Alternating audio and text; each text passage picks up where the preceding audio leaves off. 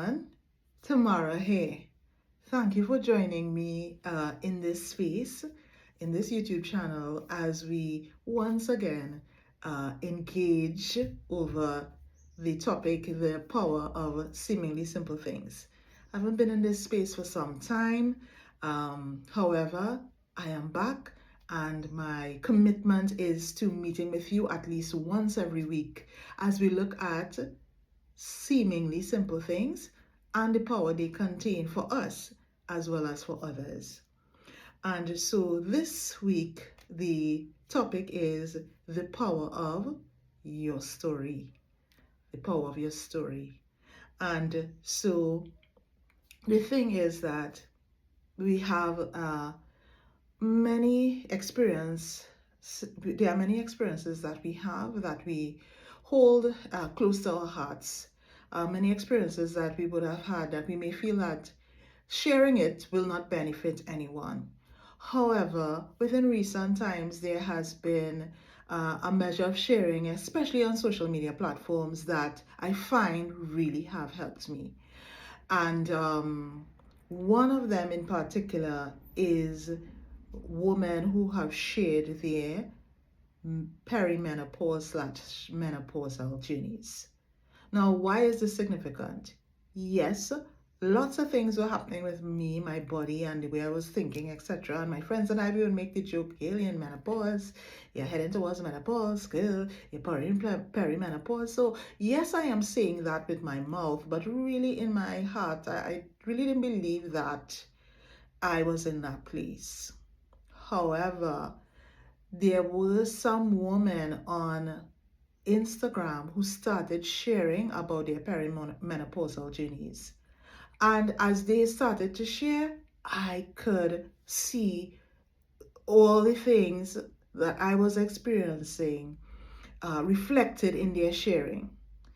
I said all, but it's most of the things. Not exactly the way I am experiencing them. However, just several things that were shared. I was like, whoa boy, I did not think that that had anything to do with perimenopause, but it may.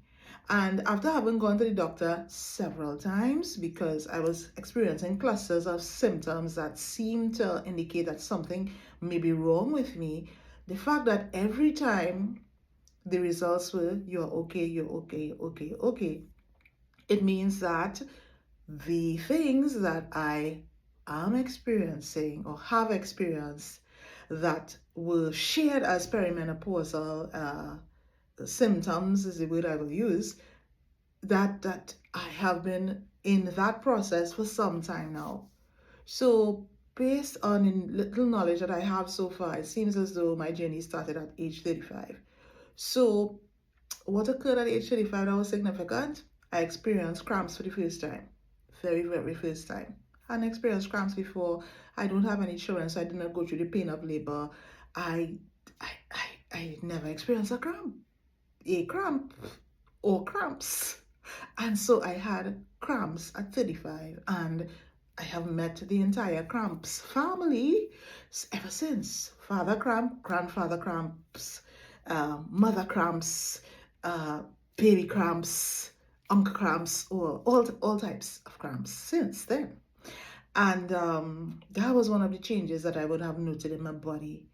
Other things, hot feet just hot at night. I'm talking about leg. I'm talking about my feet. Hot at night, uncomfortable. Sometimes would affect my sleep. I've also experienced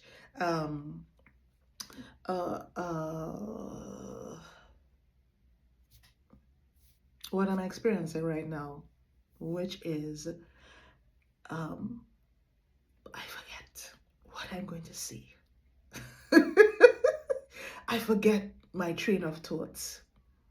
Right? That brain fog is a major thing that I've been experiencing. So I would be in a conversation with you. I would call your name when the conversation starts. And I want to call your name once more in the conversation, and I cannot remember what your name is. I can't remember your name. that happens to me more times than I'd like to admit. Uh, the brain fog again comes when I am doing something and I am anxious or I'm busy. So last weekend, somebody asked for some assistance in carrying some decorations to a venue. I took up the first set of the decorations. I put them in the front seat and the back seat and in the trunk. I go to the venue. We take out all the decorations. I get help. We take out the decorations from the front seat and from the back seat. I drive back to the person's house, ready for the next set of decorations, then to realize I never took the decorations that were placed in the trunk. And so that gives you an idea of the type of fog that I've been experiencing. And there are times when I don't feel like myself. There is no other way to describe it. It's weird. I don't feel in my body or in my mind, in myself as myself. I can't find any other words to describe that. I know that I am still Tamara. I am functioning, but just don't feel right in my body, and it too seems to be a part of this journey. So other women sharing first put me at ease because I kept on believing that something had to be extremely wrong with me. I'll admit that last year I went to the doctor and I did a whole body check to see if I had any cancers or anything like that because of the way I was feeling. I've had an MRI done to check to see if there's anything wrong in my brain. I have had x-rays of the neck. Listen to this. I have gone to the hospital twice for pain, and the pain was just related to my menstrual cycle and stuff like that. And I've gone to check to see whether I have any, reproductive type issues, etc. With the exception of a small fibroid, nothing else. All pointing to perimenopause. And so other women's stories have helped me want to recognize that I am not alone.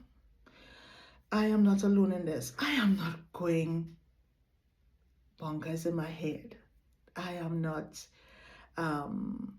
making up these things, because after a while, when you always complaining about certain things, I'm not even sure if people take you seriously when you keep complaining about all these weird things. This morning I exercised, and when I I exercised on the recreation ground where I live.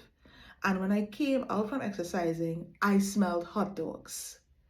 The strong scent of hot dogs and the onions from the hot dogs. When I looked around, there are no houses so close so that I could smell hot dog if the hot dog was being prepared at somebody's home.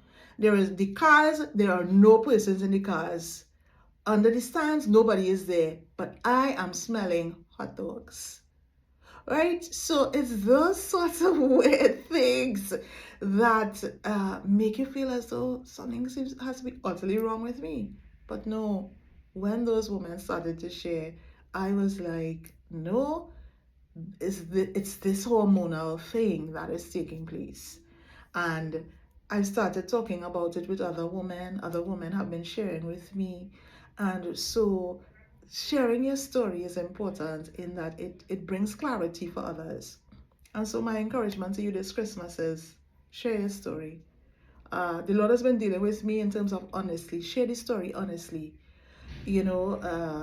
Sometimes the things look messy, but share the story honestly, because it is going to help you and someone else.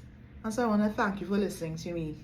And I want to thank you that you'll join me on this journey as we look at the power of seemingly simple things. All right. Have a great week.